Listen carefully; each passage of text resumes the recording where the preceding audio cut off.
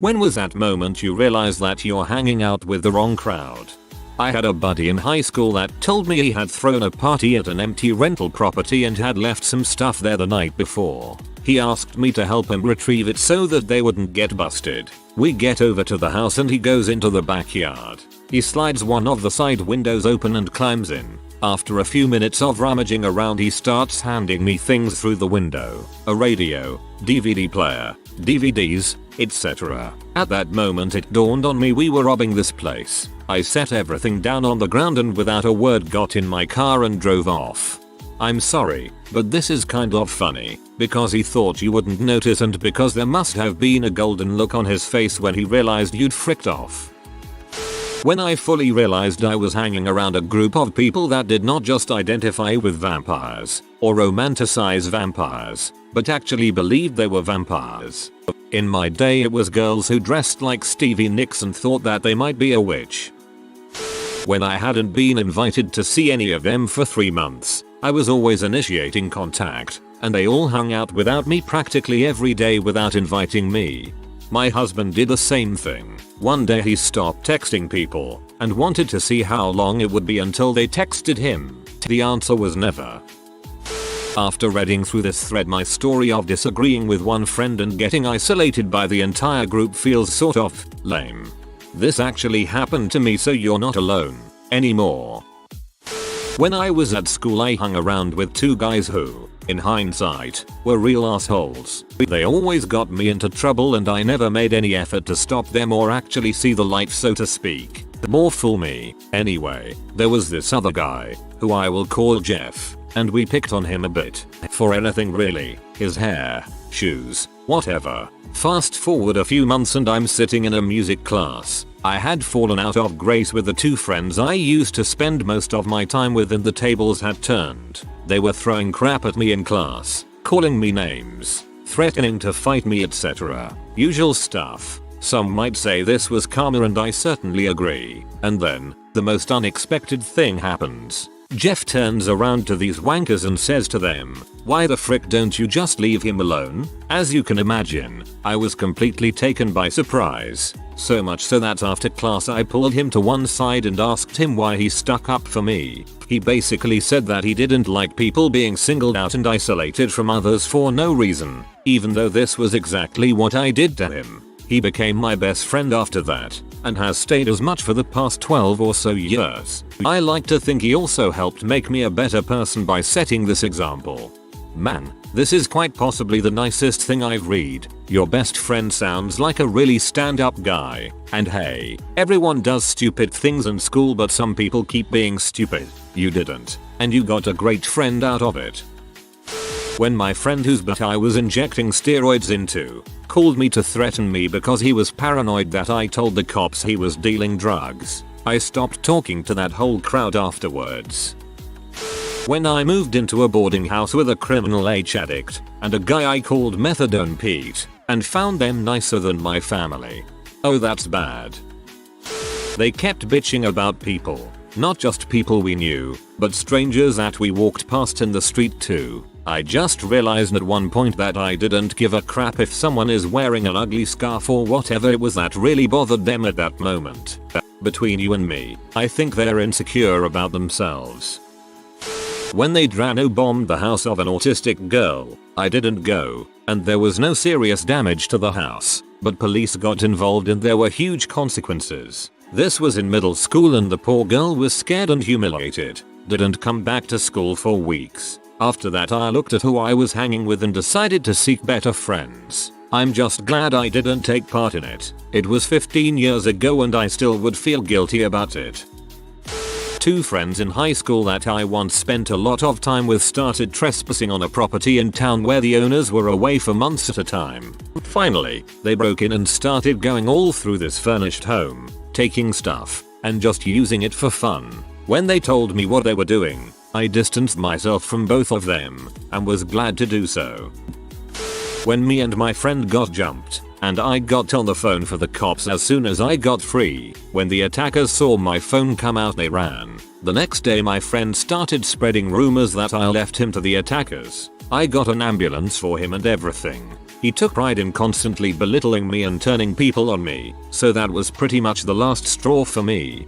Your friend sounds like a manipulator. I've met a few. They like to forget about debts and make you feel real bad for bringing it up, or use emotional appeals to convince others of anything.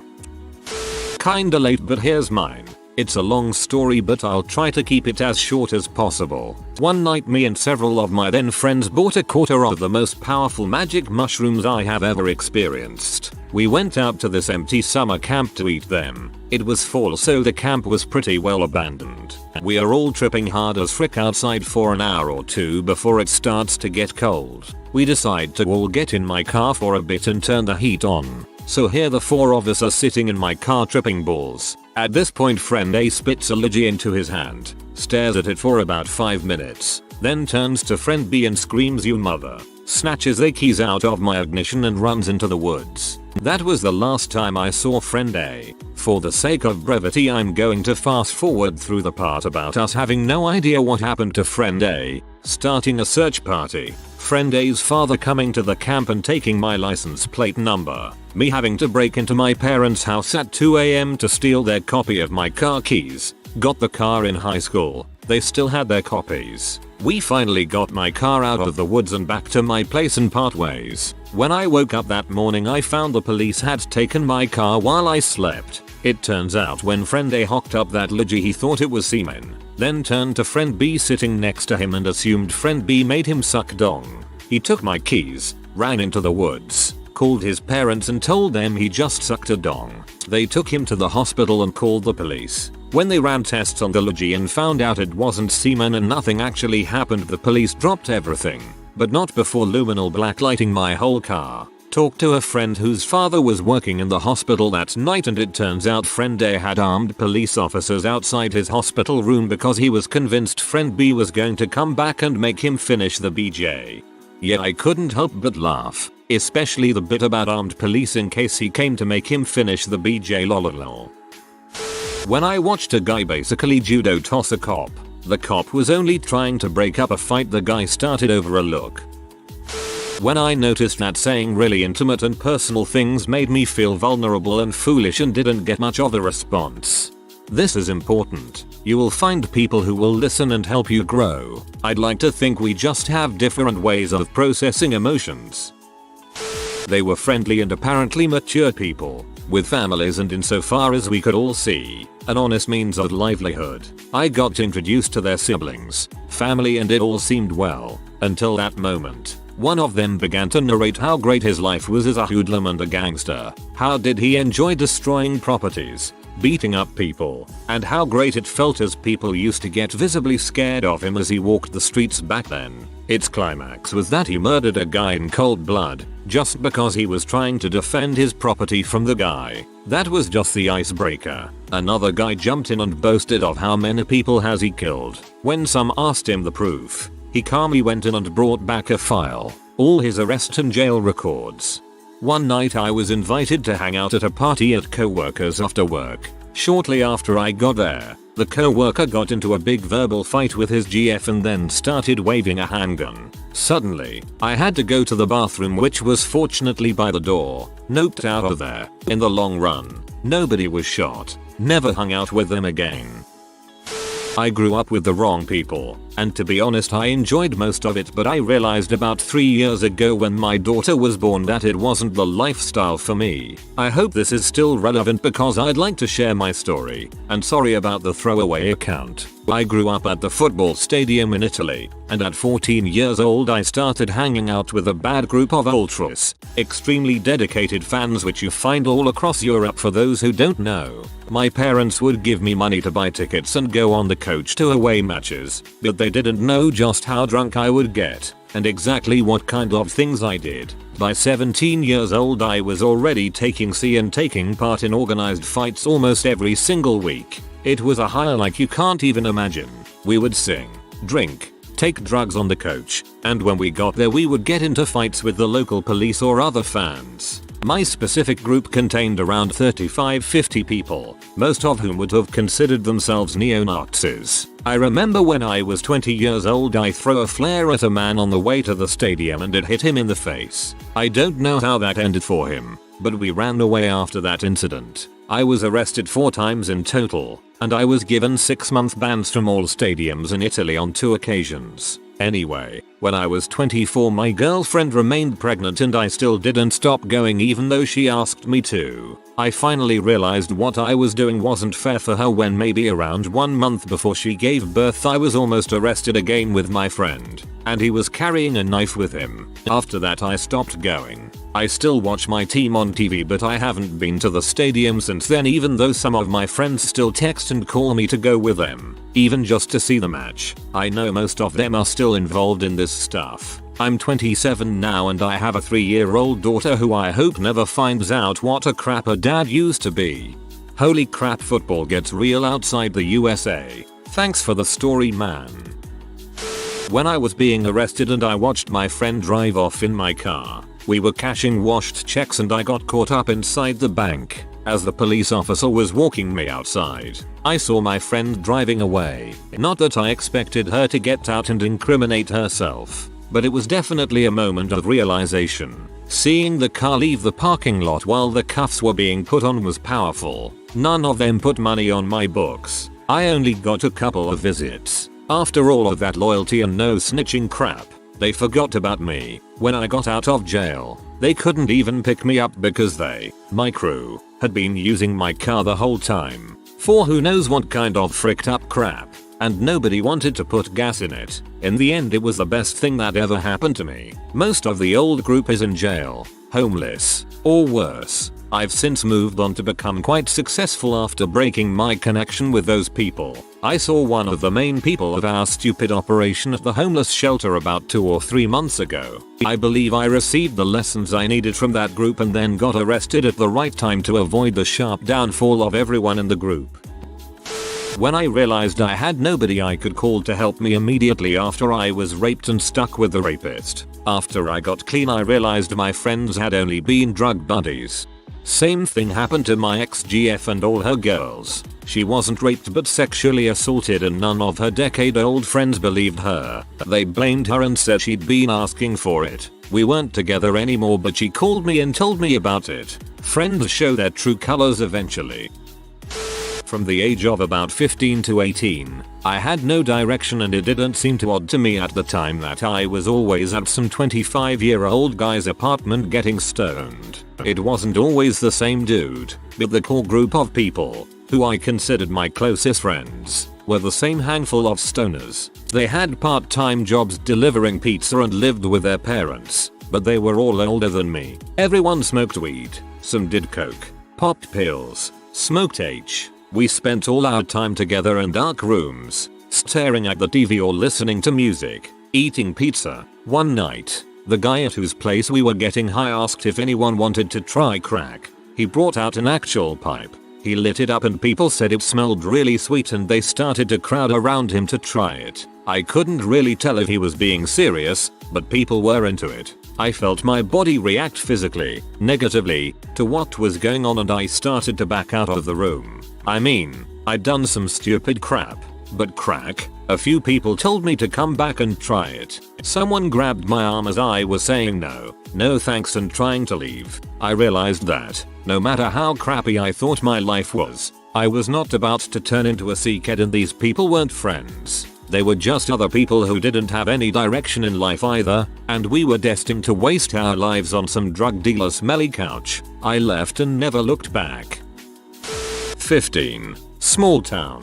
When my friends wanted to go to the main drag downtown and walk around, their main goal seemed to be getting attention from guys who would drive circles around town. Maybe even getting in the car with them for a couple rips. Just parading around and hoping random boys will notice. I went with them once and was bored. I just didn't care at that age about attention from guys. I remember thinking that I could have much more fun at home with a book. I stopped hanging out with them when they started inviting random guys they met online over for parties. I want to go back in time and hug my little 15-year-old self for having my head screwed on right. When some popular girl's money went missing and somehow they pointed the blame to this girl who was epileptic. Poor girl had no friends as people thought she looked disgusting when she was suffering from the seizures. I was just casually chatting with her and the popular girls took me aside, hissed and demanded for me to stop hanging out with that girl or they'd disown me. Then all of a sudden, very clearly I started to notice how bad these popular girls have treated everyone. I had lunch with the epileptic girl the next day. My status was no longer popular, but I never looked back. At the end of the day, being popular didn't mean anything. Man, junior high girls can be mean. When they laughed at me for attending university while smoking joints and waving beer bottles. Skateboarding would be such a cool hobby if people doing it were not such a bunch of losers. My experience with it. The old man who I rented a room from would give me and my friends drugs and buy us booze. He still has a large following. He might have wanted friends. When I realized I had been to the funeral of 26 friends in about 10 years, compounded by the number of inmates I knew on a personal level, I realized that I needed to leave everyone and everything behind and start over. I got my juvenile record sealed and joined the Marines. I tried to take a few people with me but I couldn't convince anyone. As I watched the sunrise on acid in the shittiest part of the Tenderloin in San Fran in a crappy crack den apartment, got up and started cooking a vial of ketamine. I had a sudden realization I am going nowhere in life. In my fried out brain I immediately left and took a bus to a recruiting station. 2 months later and a clean system of all drugs I was in Marine Corps boot camp. Mayo. I'd to have used acid productively to get myself out of a rut. When I realized my best friend, at the time, would only call me to come over to drink and or smoke pot. Also, the only reason he would call is he would need me to drive him to get the booze or drugs because he was lazy and never bothered to get his license. 14 years later and last I heard he finally got his license. Still doesn't work, still lives at home, and is still a useless burnout. Mine is so stupid compared to all the others in this thread. I found out my friends referred to me as Clippy, the Microsoft paperclip, because I was annoying and always popping up when I wasn't wanted. Everyone hates Clippy until they can't get their thesis formatted right. Frick them, you're solid bro Clippy. I hung out with the wrong crowd during my freshman year in college, mainly because we were from the same high school. All they ever cared about was talking about other people behind their backs. It was a bad breakup to say the least, but I was happy with the friends I eventually got in the succeeding years. Oh, my time to shine. This was way back when I was a mature and grown up 4th grader. I had a friend, whom we will call Amir. Now, I had become friends with Amir a few years prior, and I would always go to his house after school and play video games. After a few years, I started hanging out with this other guy and his friends, whom we'll call One, which is his actual name, because he is a C. He would make a game out of pointing out how nerdy awkward whatever Amir was. These guys were really cruel, and things would usually escalate to Amir getting his crap kicked in. Being the upstanding and decisive person I am, I neither interfered nor took part in this. Naturally, these torture sessions would end with Amir running home crying. One day, Amir was walking down the sidewalk, with my posse walking towards him. The usual crap ensued, and before Amir ran off to go be sad and alone, he gave me this look. I could hear his heart break as he stared at me doing jack crap, and I realized I was, as much as I wanted to think otherwise, complete garbage. So as he made his escape I decided to not be a bee, and ran after him. He went to his usual alone spot, and I walked up to him fully expecting to get punched in the face. Honestly, I wanted him to. I was really crappy to him and I deserved it. But no, he just sat there. I apologized profusely and told him how I realized the error of my ways, and he sat. I offered to dong around and play video games with him, just like old times. I thought he was just going to get up and leave, but he looked at me, smiling, and said it's okay, man. You're my friend. I forgive you. Little bastard has no sense of gravitas.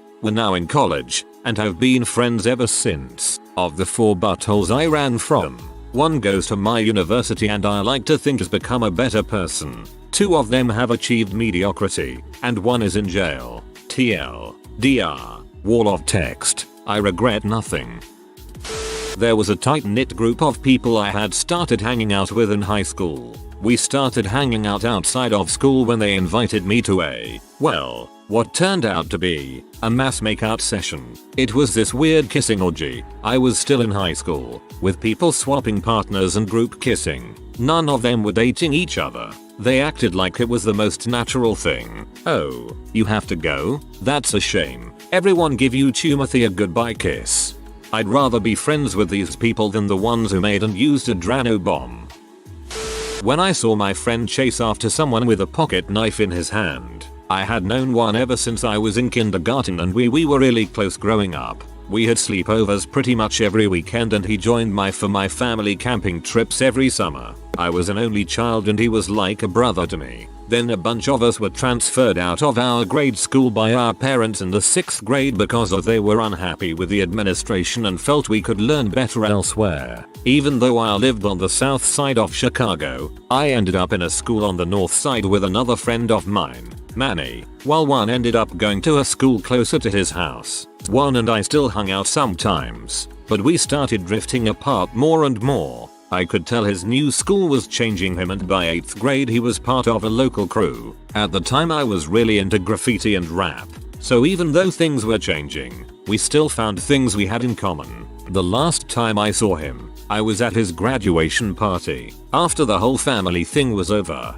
we were hanging out with some of his friends from the neighborhood to smoke some weed. Then one and I decided to go for a walk. I had a backpack full of spray paint, so we went to the train tracks by his house to hit up some trains and walls. I put up my name and he put up his gang's tags. As we are bombing this one wall, we hear a voice from below. There is some guy yelling up at us. I don't remember what he said, but it really pisses one off. I had never seen him like this before. He was like a completely different person. He started running after this guy and out of instinct, I just followed him. The other guy bolted and he chased after him and I chased after him. After a few minutes, he lost him and stopped and I was finally able to catch up to him. He still had that crazy, angry look in his eye, but then I also noticed he had a knife in his hand. It was then I knew that I did not belong there. He started talking about getting a couple of other people to find him. Apparently they had some beef with the guy, which is why he was so angry. I convinced him to let it go for now and go back and smoke some more weed to chill out. We did and I crashed at his house, just as I had done for so many years. But after that night I wanted nothing to do with the lifestyle he was getting involved in, and even though we still talked on the phone sometimes, we never hung out again that summer. After we started high school, we lost touch completely. I still thought of him a lot and wondered whatever happened to him, so I would Google him sometimes, but never had any results. It wasn't until last year I finally found him when I used his middle name in a search. There were about 6 or 7 different mugshots from his various visits to county jail, mostly on possession charges. It made me sad, but at the same time I was glad I didn't go down the same path. Edgar, I always like your comments. You seem like a nice guy. Never leave.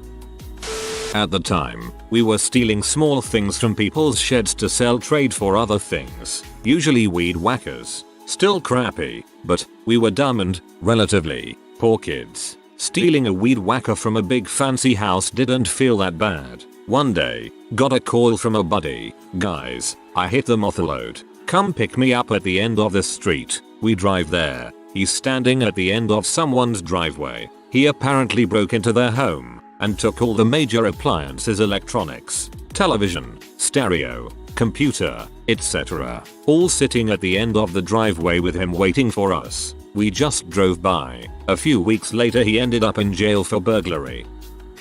I was just out of high school working my first full-time job, third shift in a small town printing plant. Most of the grizzled old towny print operators were relatively functional M-heads. I started smoking M a bit. I wasn't transformed into a toothless Florida man overnight, but the effects and mindless social aspect became routine. Spent most of my time in a dingy trailer park with a ragtag group of fricked up older M-heads surrounding a C dealer who owned the trailer. It was there that I saw the most amount of coke I'd ever seen. He used to make crack in a Pyrex glass in the microwave, which was a big deal to me, as I'd only ever seen it done in very small quantities in a spoon. And we'd sit around and smoke crack, smoke M, smoke pot, drink beer and talk gibberish. I always went there with my press operator mentor, I'll call him Jim, until one day I didn't. I couldn't get a hold of Jim and had my paycheck and wanted to get high, so for the first time I drove to the trailer park by myself. With a sigh of relief I spied Jim's old van and other familiar cars in the street. I hopped up the steps and knocked on the door. Nothing. Knocked again. Hey guys, it's Iversis Banksy. Open up. I could hear people in there. That quiet self-conscious shuffling. I could take a hint, so after a few minutes I shuffled away, dejected, and went home. Jim caught me during our next shift together and told me the coke dealer was so freaked out and paranoid when I knocked on the door that he pulled out a .45 and was aiming it right at my face from the other side of the door. Jim had been trying to talk him down from blowing my head off when I walked away. Knowing Jim and the coke dealer, I had no reason to think he was lying. That's when I realized I was hanging out with the wrong crowd. Jim killed himself a few months later. If you are new to the channel, you can subscribe. I publish new videos every day. Until then, check another video.